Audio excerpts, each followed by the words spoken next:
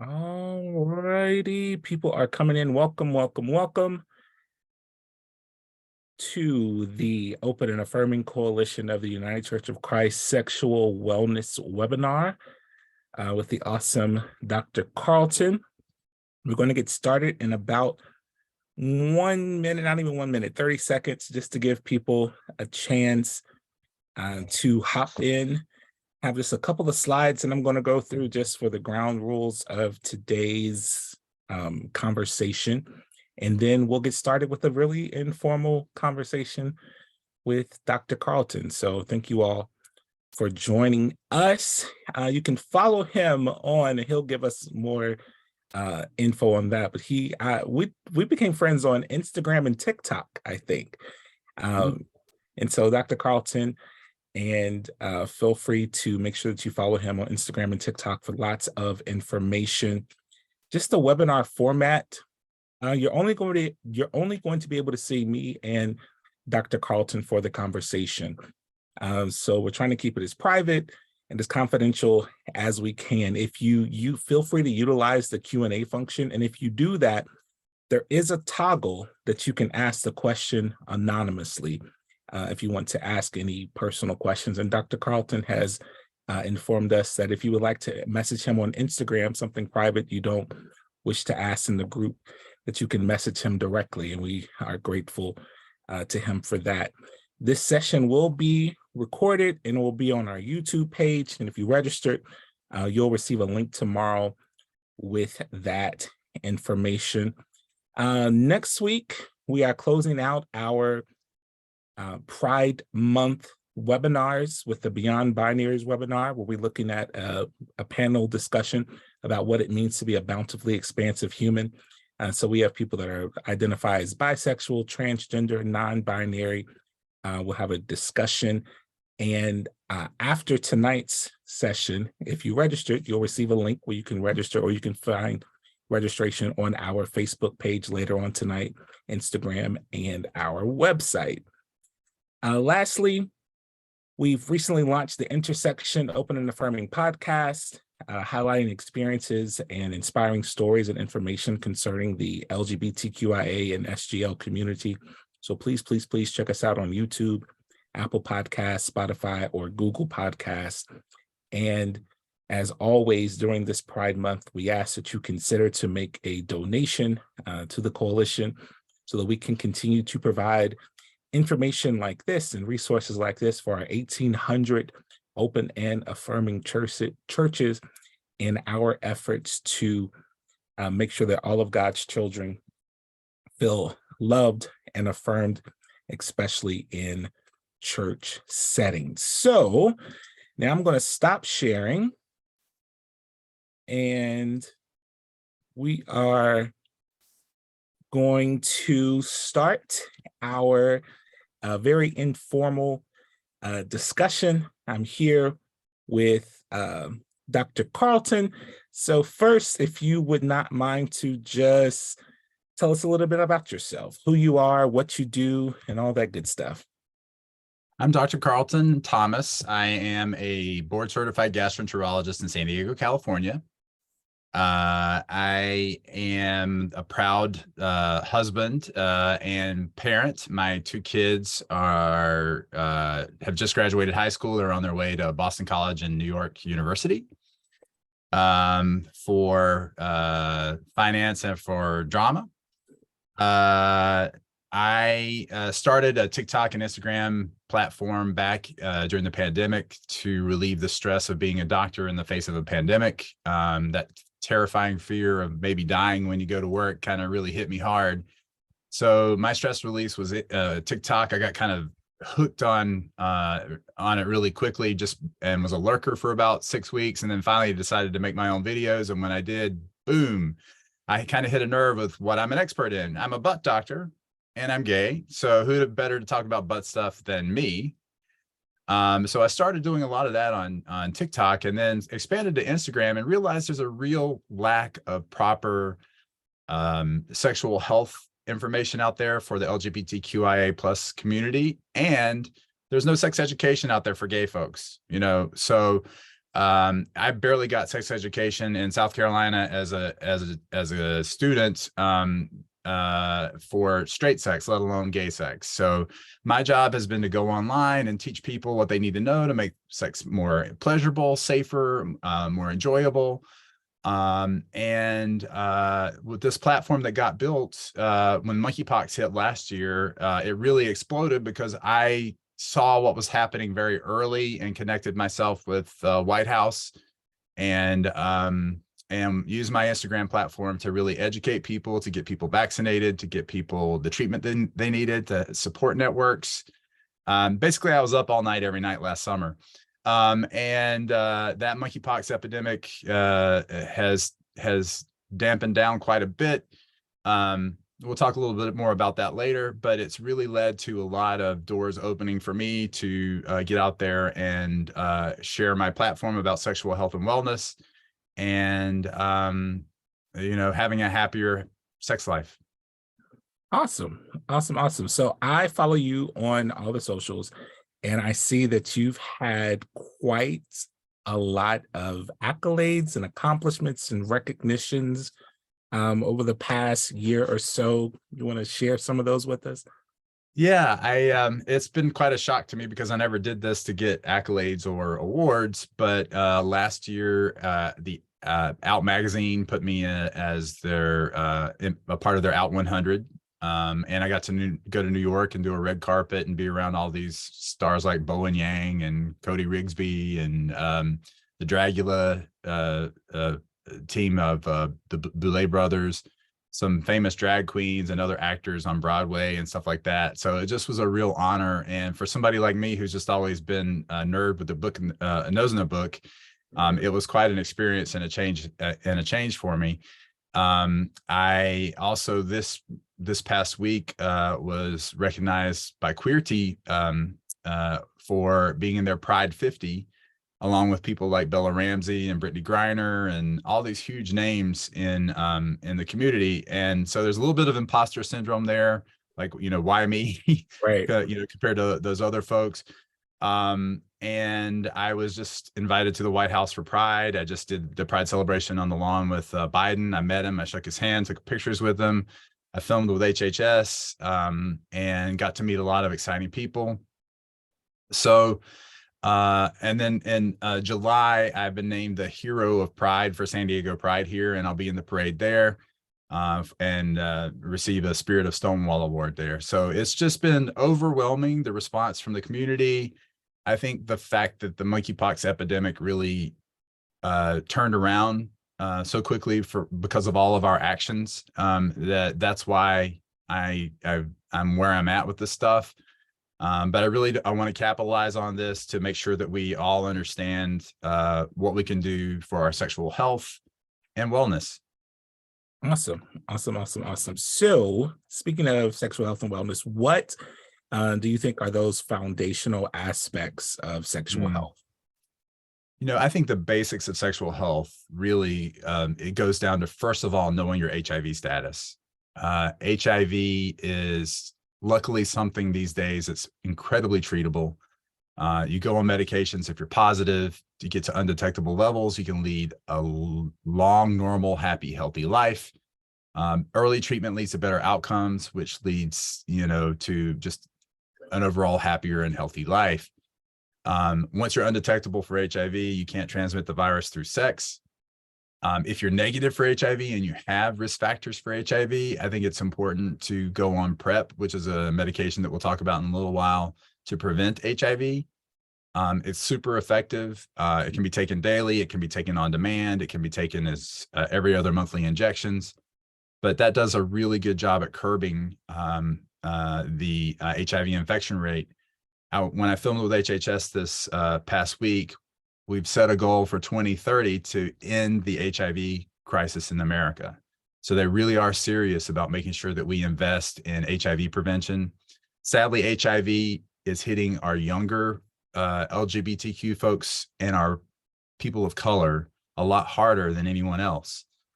There's a huge disproportional affect of brown and black folks that are getting affected here compared to white folks. We're talking 2/3 of the new cases in a year are in the brown and black population. And when you think about the percentage that the brown and black population makes up overall, that's ridiculous. You know, we need health equity in this country to make sure that that everyone gets fair and equal access to prevention and treatment. So, you know, knowing your HIV status, if you're positive, get treated. If you're negative, get on something to prevent HIV, mainly PrEP. Second of all, when you go for your STI screenings, make sure you get checked properly. And I have a big thing that I call get checked where you play. A lot of people don't realize that gonorrhea and chlamydia infections can occur in your throat and your butt and might not show up on a standard urine test. So in addition to getting that urine test for gonorrhea and chlamydia and your blood test for syphilis and HIV and hepatitis, you need to get that butt swab if you bottom it all. And if you put it in your mouth, make sure that you get a throat swab to swab your throat for gonorrhea and chlamydia. I've seen multiple infections in people in the throat or the butt that didn't show up in that urine test. So it's really important. And a lot of people aren't aware, a lot of doctors aren't even aware that that's really the proper way to test for STIs, especially in our community, but in anyone who plays that way, you know. So STI screening is incredibly important. Next, vaccinations. Vaccinations are incredibly important for our overall sexual health. Hepatitis A and B can be spread sexually, as can HPV. HPV is the virus that causes anal warts, genital warts, and can create cervical cancer, anal cancer, and lead to even throat cancers. So that risk is amplified dramatically in people who are HIV positive. So I think it's just really important to get that vaccine series if you can. The age has extended up to age 45 now for those vaccines. So I think it's important. An ounce of prevention is worth a pound of cure. The older you are, the less likely the vaccine is going to be helpful, because probably by that point you would have been exposed to HPV at that point. But, you know, anything that prevents a cancer in your anus or your cervix or your throat, you know, super easy to get a vaccine. Meningitis there was a big outbreak of that last year in Florida. 6 young Latino men lost their lives from meningitis, which is spread by close contact, like if you're in a steam room with somebody, or in a gym, or in a crowded bar or something like that, or in a dorm room. So making sure you're up to date on your meningitis vaccine, also critically important. And obviously now Mpox vaccines. Mpox, the vaccine is 86% plus effective with 2 shots of preventing infection. And if you do get infected, it isn't a silver bullet, but if you do get infected, the symptoms are way less if you've had 2 shots. 1 shot provides some protection, but if you want that full force field up, 2 shots of the Mpox vaccine. Sadly, only 25% or less of those at risk for Mpox in the U.S. right now. We're talking mostly gay and bisexual men and trans folks who have sex with men are at risk. Only 25% have gotten the full 2 doses of vaccine. And while the fire on Mpox is mostly out, there are little embers floating around. And if we don't get that 75% of the population that needs it, both doses of the vaccine, it's going to ramp up again. So we just have to, and we'll talk a little bit more about that in a moment. Talk to your partners about sex and their sexual health. It's okay to ask people if they've been tested. You know, when you go to play, inspect, you know, and if things don't look right or smell right, then get out of there. That's also really critical. And there's a new thing out now as well for STI prevention called doxypep. Doxycycline is an antibiotic that is used in high-risk sexual situations without condom use that can prevent STIs. Syphilis and gonorrhea rates syphilis and chlamydia rates are cut by 70 to 75%, and gonorrhea rates by 50%. It's not FDA approved right now. It is on the CDC website as a possibility. A lot of doctors are kind of shy to do this right now because they're concerned about resistance, but doxycycline has been used for years in teenage acne. So I think it's really a great way to help add to your protection. You know, let's not forget condoms. Condoms are great. They really prevent most STIs the most effectively. and so, but I'm a realist and realize a lot of people aren't using condoms in this age of PrEP. And that's probably what's led to these huge bumps in STIs like syphilis, gonorrhea, and chlamydia lately. We have a question too. Can you Mhm. have chlamydia or gonorrhea in the throat or butt and not know? Like, can it Absolutely. actually cause no symptoms? Absolutely. It can be completely asymptomatic. It can cause a little itch. It can cause bleeding, but I've seen it as bad as having people having it in their rectum and it looked like a bomb went off back there. And you think of gonorrhea and chlamydia as kind of like, a nuisance, but not that big of a deal. But man, I've seen some bad cases back there that had some guys in misery for quite a while. So it ranges from completely asymptomatic to terrible symptoms. Awesome. I have a question. Do you think it's worth it? I know you said earlier some doctors don't always know to check certain things. Do you think it's worth it to, if you're in the LGBT community, to find a doctor who is familiar with, maybe not necessarily in the life, Yeah. but familiar Right. with? I think it's really critically important to connect with a doctor who knows how to take care of us. I am in particular, I'm on PrEP to prevent HIV, and I had a gay doctor for a long time. And every 3 months, I had to go in and get my butt swabbed and my throat swabbed and my urine test and my blood test before he would renew my prescription. And I had to change to a straight doctor because my insurance changed. And the straight doctor just gave me this little urine cup to go pee in to see if I had gonorrhea, chlamydia. And I'm like, I put things other places, sir. And he just had no clue about it. So I think no matter what, you need to be able to be comfortable with someone who can take care of you. I had a guy who said he was in Florida getting PrEP, moved to Arizona and got a new doctor. His new doctor said, "Oh, I see you're on Truvada. You must have you're HIV positive, right?" And he goes, "No, I'm not on Truvada for HIV. I'm on Truvada to prevent HIV." And he goes, "What?" And he looked Mm, at him and he goes, "I don't think I can take care of you because I don't know anything about that." And while that's really offensive in some ways, it's really great in other ways, because if somebody admits to you that they don't know how to take care of you, it's better to go to somewhere else. I And you can't. can find gay doctors through your friends. Hey, who do you use? Who are you comfortable with? You can look at the Gay and Lesbian Medical Association, or glma.org website, as they have a national directory of gay and gay friendly doctors. And LGBTQ centers in larger cities like San Francisco, New York, San Diego, LA, all have great resources for queer care. Awesome. Wow. I can't tell you how many times I'm a pastor of a church here in Cincinnati.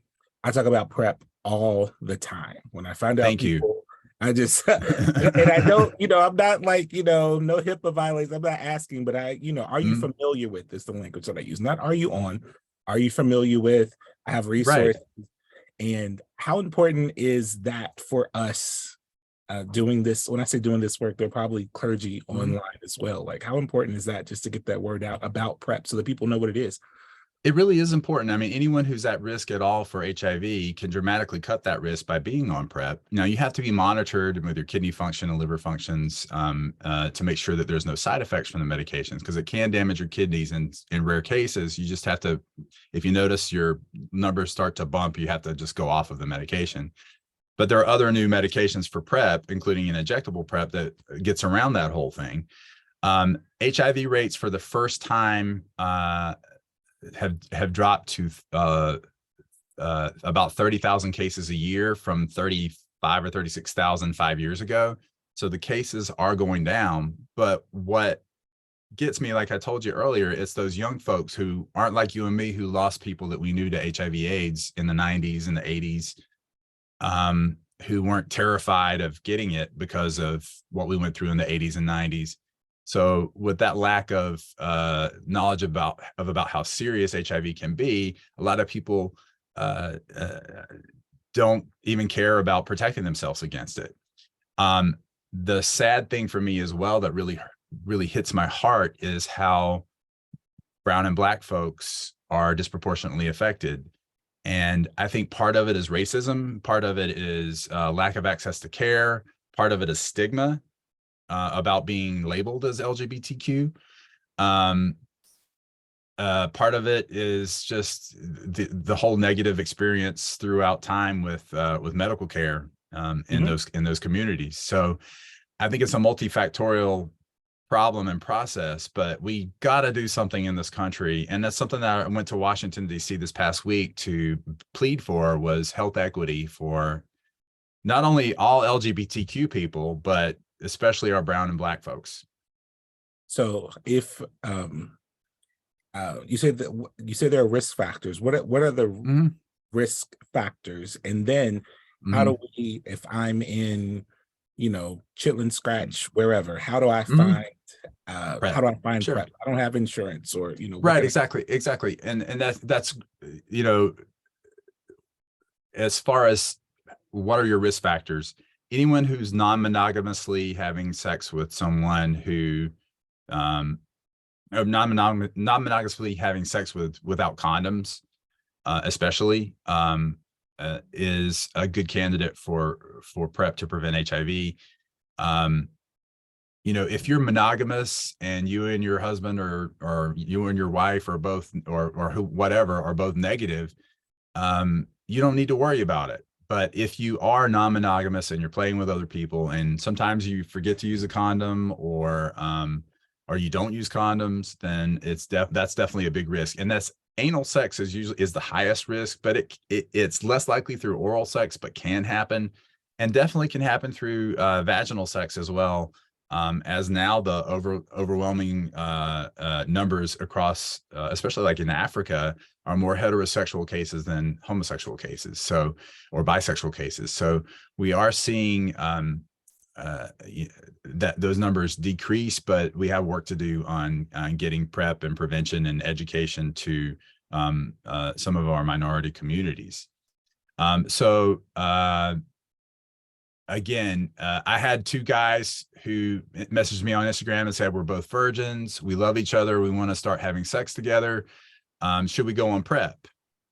We're going to be monogamous. And I told them, no, you don't need to be on PrEP. You don't create HIV through gay sex. Someone has to be infected to pass it on. But that lack of education and sex education exists out here, and how to get it. If you're in Podunk, Chicken Scratch, I think you called it, Indiana or somewhere, you can, there's a lot of online companies now that help you get connected with PrEP, like Hey Mister, I think NURX, NURX is another one. And then there's a bunch of them out there. If you go on apps like Scruff or Grindr or Sniffies, frequently those places have advertisements that can connect you. They will help you get the medication for free or through your insurance if your doctor doesn't do it. That's one of the things that I'm very hopeful of, is that I see that people that are at risk are able to get on PrEP, oftentimes for free, if they don't have. And then where I live in Cincinnati, if you don't have insurance, there's a couple of different clinics. If you go there, they'll help you get insurance that provides PrEP and other, sexual wellness stuff. So yeah, absolutely. Yeah. And that's amazing. Yeah. And we have the same here in San Diego with like AHF San Diego. There's a lot of people in our community that are willing to help. But like if you live in a small town in Alabama or something like that, you need these outside resources to help you. Absolutely. So someone asked anonymously, so you don't have to have a doctor question, can you get PrEP at Planned Parenthood or county health clinics? It depends on the Planned Parenthood and the county health clinics. Some do and some don't. Yeah, so I would it can't hurt to phone them and ask. Health departments do that kind of stuff, but like you said, you can or you can't. But the good thing is some of those resources that we gave off earlier, and we'll find some and put them in the email that goes out tomorrow. Sure. That you can. It doesn't hurt to talk to. So what if you slip up You Okay. slip up, So you you're don't not know on, someone's yeah. HIV, you're not on PrEP. What do you do? So you're at the bar and you're not on prep and you meet this hot guy and you take him home and you have unprotected anal sex, especially receptive anal sex. They get up and leave. You don't know their name. You don't know if they're HIV positive or negative. You have no idea what their HIV status is. There's something that you can do within 24 to 72 hours. Closer to 24 works better. It's called post-exposure prophylaxis, or PEP. So there's the same medicines in PrEP plus one other medication that you take for 28 consecutive days, and it cuts your risk of HIV infection in those situations by 75 to 80%, which is pretty remarkable. And so situations that you need it in are things like you don't know the HIV status and you have sex, especially unprotected anal sex. Number two, you're sexually assaulted, and you have that. There's no way to know what their HIV status is within 24 to 72 hours. You can go on post-exposure prophylaxis and really cut your risk of HIV. For people who share needles, for people who have sex with someone with a known HIV positive diagnosis with a detectable viral load, meaning the person has active virus in their bloodstream. Someone who's HIV positive who has an undetectable viral load, meaning standard laboratories can't even measure the HIV count because it's so low. It's been scientifically documented that you cannot pass HIV through sex that way. So if you have sex with an undetectable person for HIV, you don't need to panic and run out and get PEP. Or, say you're having sex with someone and the condom breaks and you're not sure, or any of these other factors happen. Post-exposure prophylaxis is a good way to cover yourself. And if it's something that you find yourself in that position a lot, you need to go on PrEP, period. Because it's just going to be a lot safer to prevent rather than the post-exposure prevent. I was really happy to see your pictures in the White House and with Health and Human Services and doing that work. And I'm happy to hear you mention so often about the Black and Brown, BIPOC population, because I was in training a couple of months ago and they were talking about some people in larger cities, BIPOC people, literally trying to get infected so that they could qualify for, Ryan White dollars or housing or help. And that says more to me about the socioeconomic disparities in our Sure. country. Sure. Yeah. And I think, with HHS Assistant Secretary Admiral Levine, when we talked this week, she's really passionate about getting to that end HIV by 2030. And we're looking at every way possible to try to reach that. But that's definitely socioeconomic factors are a huge aspect in things. So thank you for bringing that up. Absolutely. And we saw that during COVID. Like we saw who hurt the most when everything shut down. Yeah. I mean, you looked at places like Brooklyn and other boroughs in New York where it's predominantly Black, and all the white people were standing in line to get the COVID vaccines.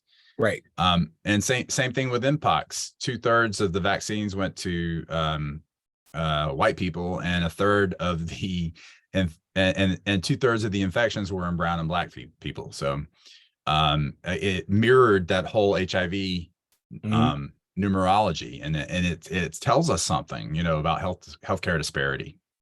Absolutely. I'm reading a book now on ACT UP New York about how much work that they went through to literally force the FDA to treat them, and it just we've come a long way since then. But yeah, definitely. I mean, you have to go. I remember Larry Kramer's book, Remembrances from the Holocaust. The whole ACT UP situation. There was an HBO series recently called "It's a Sin" that showed what it was like to get HIV in the 80s in England. And the Band Played On is another great Randy Schultz book. And for anyone who's not really familiar with what it was really like, look back at some of the movies, some of the documentaries, and read some of these books that are critical to our culture. Absolutely. So I do want to talk about Mpox, but I have a question first. Of course. Is it true that you have to ask for a specific test for HSV2 outside of the general STI test?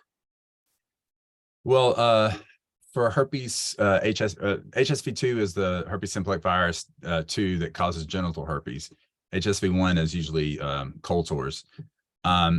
You typically, if you're concerned about HSV, most places don't automatically check HSV antibodies, so it would be wise to check for HSV. But when they run HSV, they always run HSV1 and 2, just to see if you're positive for antibodies. There are a shocking amount of positive antibodies in the queer community, even in people who don't even have any symptoms. I'm not quite sure what to do with that, and I'm not sure what anybody else is sure what to do with that. Because a lot of people are positive on antibodies, but have never even had a blister. So, yeah, when it comes to testing, that's the antibody blood test is a way to check for HSV1 and 2. So when I was, before the Lord called me into Christian service, I thought I wanted to be a doctor. So I have a MS and a BS in biochem molecular biology. So when I was taking, the sexuality, courses, and Sure. saw the percentage of people who have some type of herpes antibodies, it freaked me out. I mean, it's Yeah. most of us. If you're sexually active, most of us have. Yeah. Exactly. For sure. And there's a Even lot, there's a lot of discrimination and a lot of shaming that goes with that, which is unnecessary. exactly, exactly. So, transitioning to mpox, Mhm. how is it spread? How do we prevent it? Where are things now? Because this Okay. time last year we were freaking out. Right, exactly. So last year in May, there were cases that were noticed in Europe, mainly started around Gran Canaria at Pride there, and then moved on to when people left from there, they went to their respective cities like Barcelona, Madrid, Berlin, London, Paris, and the disease spread through the bathhouses there. There was a leather and fetish festival in Belgium called Darklands, and there were 3 cases that were positive there. And when I heard that and knew that 2 weeks later there was going to be International Mr. Leather in Chicago, I was very concerned because I know the same people that go to Darklands go to IML usually. So we skyrocketed up to about 400 cases a day. Initially, there was all this stuff about it's close contact, it's close contact, it's close contact. You can just rub up against somebody. So, a lot of dance events were canceled. A lot of people were freaked out and not going to the bars. It turns out it was sexually transmitted mostly. I mean, 94% of cases are sexually transmitted. So it's not only intimate contact, it is usually sexual contact that causes mpox. Now, there are some cases in kids where they were infected because they were living in a home with someone who had mpox and got infected through fomites, which are, a secondary way to get it, or rubbing up against or sleeping in the same bed or sitting on the same toilet or whatever. Those cases are really rare. But again, it seems mostly sexually transmitted. And why the gay community and not mostly the straight community?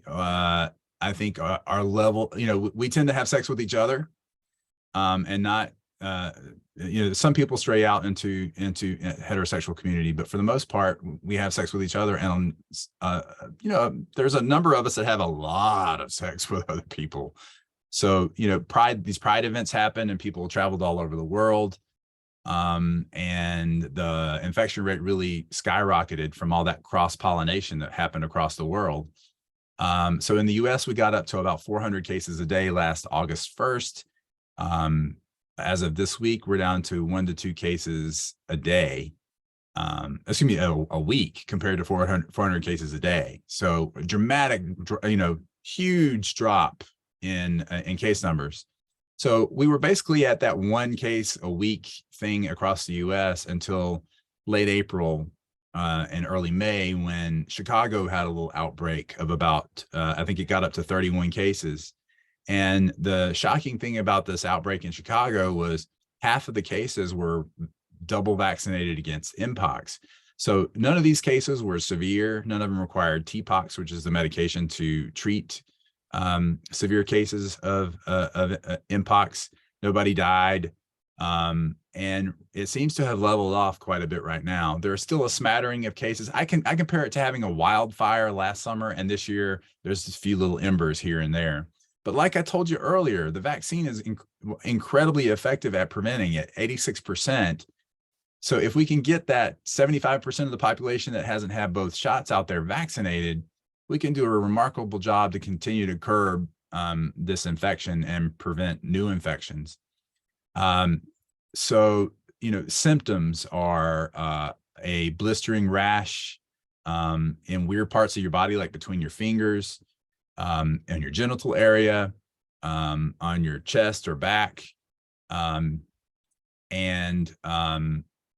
The most painful lesions are those in the anal canal and in the vaginal and urethral canals. So rectal lesions were really the number one thing that affected people so badly that they were screaming so loud at night when they would go to have a bowel movement that their neighbors thought they were being murdered and were calling 911. Incredible. People described it as like having a potato peeler shoved up your bottom and twisted around relentlessly. So really, really bad rectal pain. Fevers, lymph nodes also can happen with that. If you notice lesions like that, you can notify your doctor. You can always send me a picture of what you're seeing I got so many butthole and penis pictures of people who were affected with lesions last summer that I've seen it all. So I don't mind telling people, hey, yeah, that looks like monkeypox to me, or hey, I don't think that's monkeypox. It's probably a bug bite or acne or something like that. But yeah, so any lesion that can be scraped to verify if it's Mpox or not. And there are over 30,000 cases nationally. I think it's up to about 30,500-ish right now. There are 42 deaths. The deaths happened to people who were mostly HIV positive and immunosuppressed. So that really reiterates the importance of making sure that our HIV positive population is vaccinated fully, because the severe cases really hit that population more than anyone else, and anyone immunosuppressed as well. So yeah, again, 86% effective for both doses. It's not a panacea, but it's the best we've got right now. I did talk to some of the folks in Chicago who were infected anonymously, and some of them told me they were going to sex parties with 30 or 40 guys having sex with them in a night. So when you challenge a vaccine that is 86% effective with that volume of sex, you're going to have a breakthrough case here and there. So I think that's something else we need to keep in mind as well, in the grand scheme of risk. And I'm not shaming anybody who has a lot of sex. That's everyone's personal decision. But it does carry a certain risk for all STIs. And, with this syndemic of Mpox and HIV, we want to do everything we can to prevent both. So PrEP, U equals U with adequate treatment, and then vaccinations. So again, those people that did get infected had less symptoms if they were vaccinated. So that's also a nice thing. Only 6 people out of all the folks who were infected last year were reinfected again. So it's incredibly rare to be reinfected after getting Mpox. Most people got vaccinated after having infection, even though the CDC guidance says not to, because you don't need to, because you built antibodies on your own.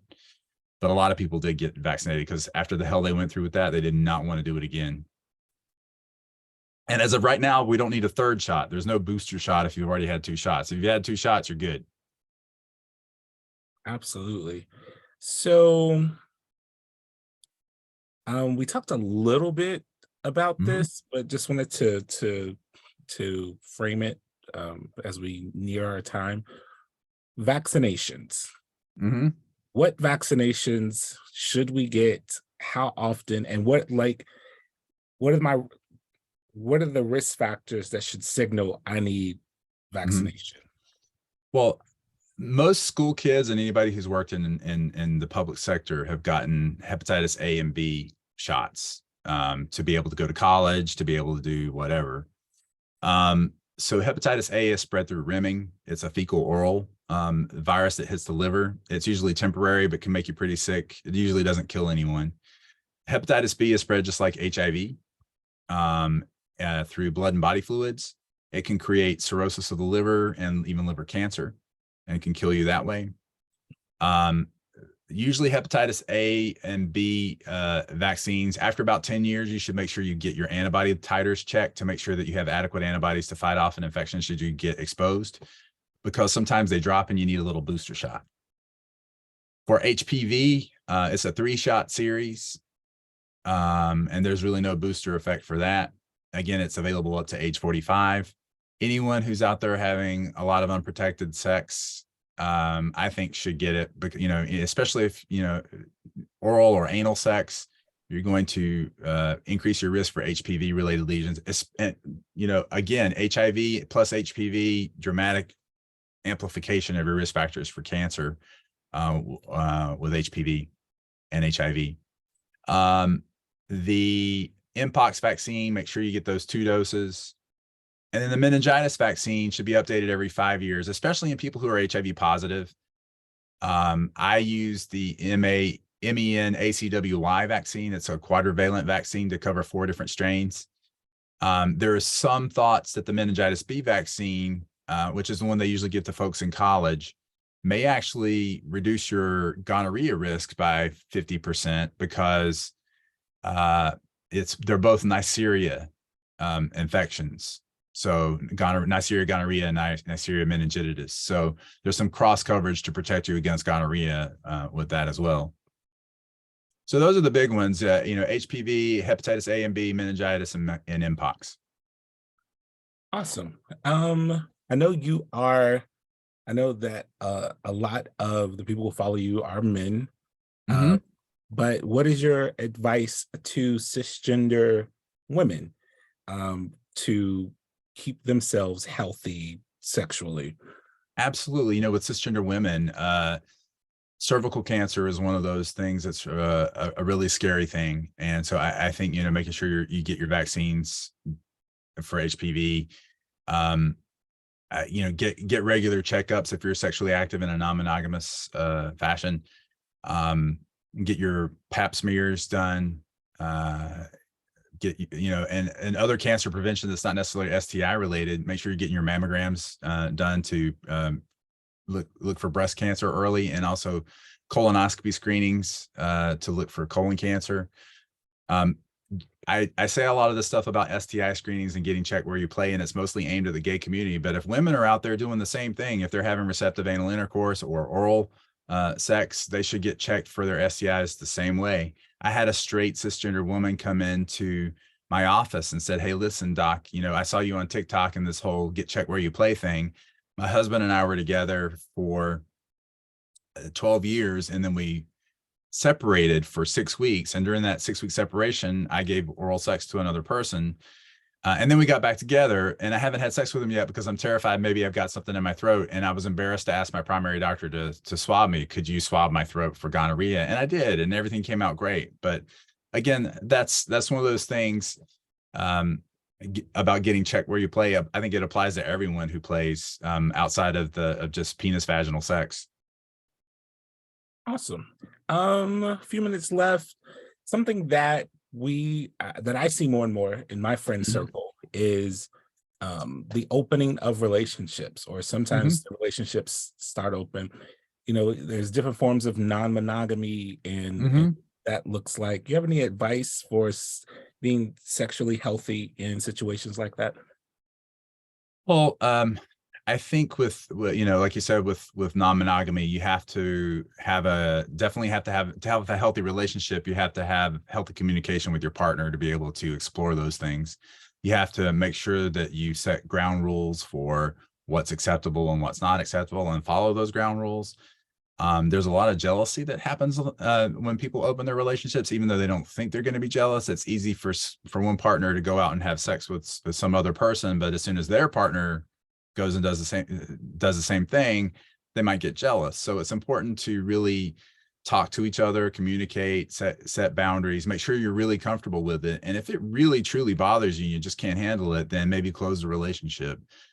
In that open relationship with non-monogamy, in order to protect yourself and to protect your partner, it's important to stay on top of your sexual health with the PrEP stuff that we talked about earlier, or treatment stuff we talked about earlier, regular STI screenings. Condom use is absolutely always the most effective way to prevent STIs, but if you're not going to use those, at least make sure you follow those other things that we talked about earlier with STI screenings. You know, I can't reiterate how important the communication is, though, to make sure that you're both comfortable with doing that. A lot of times both people want it, but they're afraid to talk about it. So it's something that it's okay to have a conversation. It doesn't mean you're going to break up, and it doesn't mean you're going to have a third person come into your life together. Sometimes that happens, but as long as you're communicating, everything will be okay. And this is something that as we see the even though we've been around for 51 years, we work to be relevant and real and practical in our work.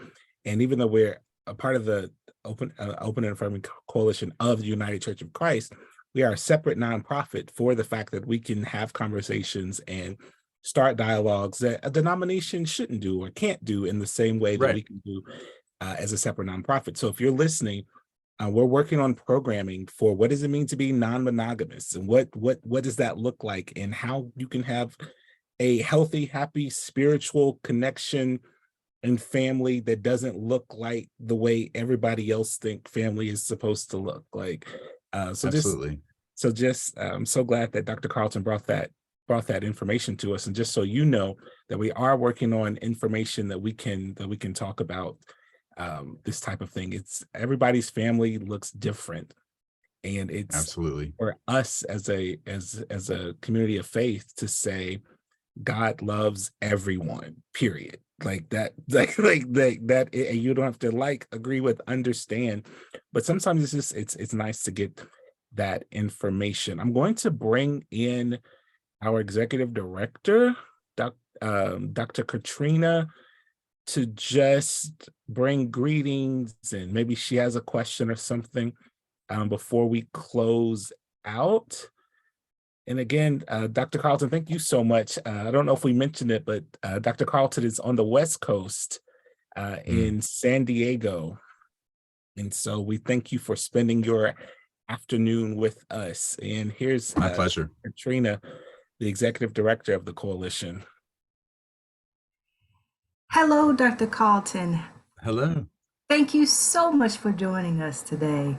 This is an extremely important topic that we needed to have at the table. And I have learned so much. I've taken so many notes.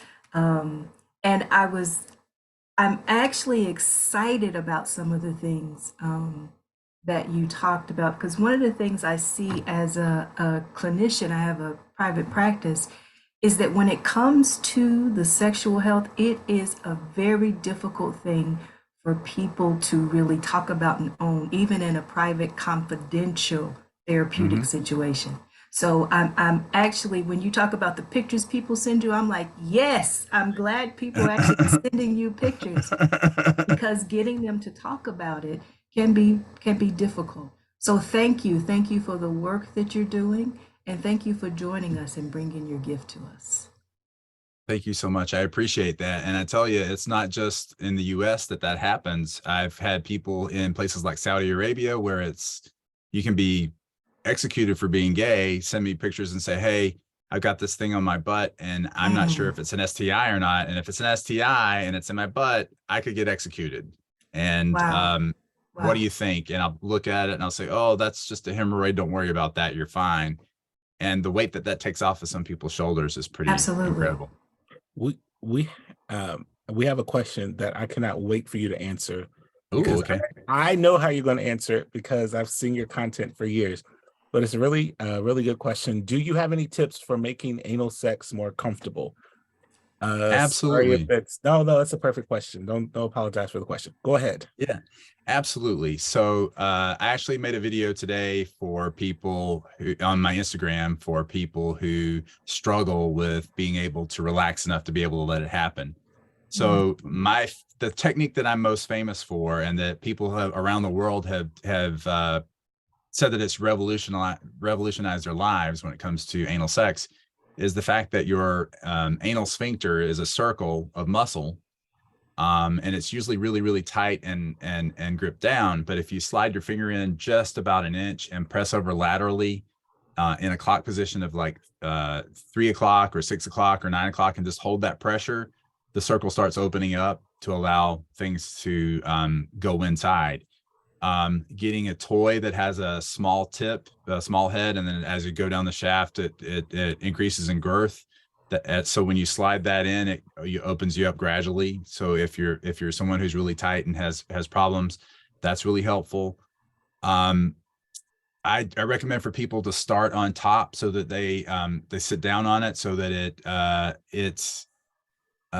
they control the speed of entry, the pace. The first couple of minutes of bottoming can be quite harrowing for a lot of people, but if you just breathe and excellent lubrication, lots of lubrication, take your time and slowly get everything in and relax enough, then by giving it those few minutes, you can really relax and be able to enjoy things a lot better. The clean out thing is another thing that a lot of people are freaked out about. I tell people what cuts my clean out time a lot is being on fiber supplements. I take Pure for Men capsules daily, and it's cut my clean out time by 50% plus, because the fiber sweeps out the residue in your colon. And then just putting up enough water in there to rinse things out so that the water comes out clear, is also reassuring for helping you prepare and to make it a more pleasant experience for you and your partner. But I always tell people stuff happens. Poop happens sometimes when you're having anal sex. That's where it's supposed to come out. So, don't worry about it. Just clean it up, and, maybe spend a little bit more time after that, just getting cleaned up a little bit, or keep going, whatever both parties are comfortable with. Everybody's got a butt, straight, gay, bi, lesbian. There's some amazing sensation down there. The male G spot, or the prostate gland, the P spot, is inside the rectum. And the intense sensations that go along with that area really amplifies sexual pleasure. So God gave us our bodies to enjoy, and to have a great time with. I don't think that God would have put a pleasure center in our rectum if there was some sort of shame or stigma about putting something in there. Thank you for that. And I put Dr. Carlton's Instagram link in the chat. And like I said, you just posted a video today, I think, about that. About I that. just saw it Yeah. today. Yeah. So Yeah. so you can. And there's also tips for people who are tops, tips for people who are bottoms. And then the butt clock technique video is also pinned to the top of my Instagram page, so that people can go and look at that and learn how to make it a better experience. Perfect. I cannot think of a more perfect way to end the session than that famous butt talk technique. Yes. So anything else you want to tell us where we can find you, Dr. Carlton? Instagram and TikTok at Dr. Carlton, all spelled out, DoctorCarlton, and Twitter, I have an underscore in between Dr. and Carlton. That was taken already. So I couldn't keep that. I will be in San Diego on July 1st at the Big Gay Improv, doing a comedy show, which is unusual for me, but I'm doing that. I'll be in the San Diego Pride Parade in mid-July. I'm doing a sexual health and wellness brunch in Orlando, Florida, on the weekend of August 6th, and with Pineapple Healthcare. I go to places like Austin and Houston and Orlando because Texas and Florida are places where people, their governors don't want this information out there. So I'm doing everything I can to give it to them anyway. Absolutely. Wonderful. Wonderful. Absolutely. So the gay butt doctor is going to the Improv. The joke writes itself. It does. It really does. Also in September, I'll be in Dallas at Unleashed LGBTQ, their annual festival there in Dallas. So the weekend of September 22nd through the 24th. Awesome. Dr. Katrina, anything else before we close out? Nothing else. Thank you again, and congratulations on your Hero of Pride Award. Thank you so much. Mhm. And right. Thank you all so much for participating and for signing up. We have one more webinar next week for Pride Month, and that is Beyond the Binaries, where we have 6 amazing people, some bisexual, trans, non-binary identifying, and we will have a panel discussion led by one of our trans identifying pastors in the UCC church, and I'm excited about that. So stay tuned and make sure that you register for that. And we'll make sure that you also get the video recording of this. And please, please, please pass along the information to anyone that you think would benefit from that. We're ending 3 minutes early. Look at that. God is good all the time. So everyone, have a pleasant evening. Take care. Thank you. Good night. All righty, good night.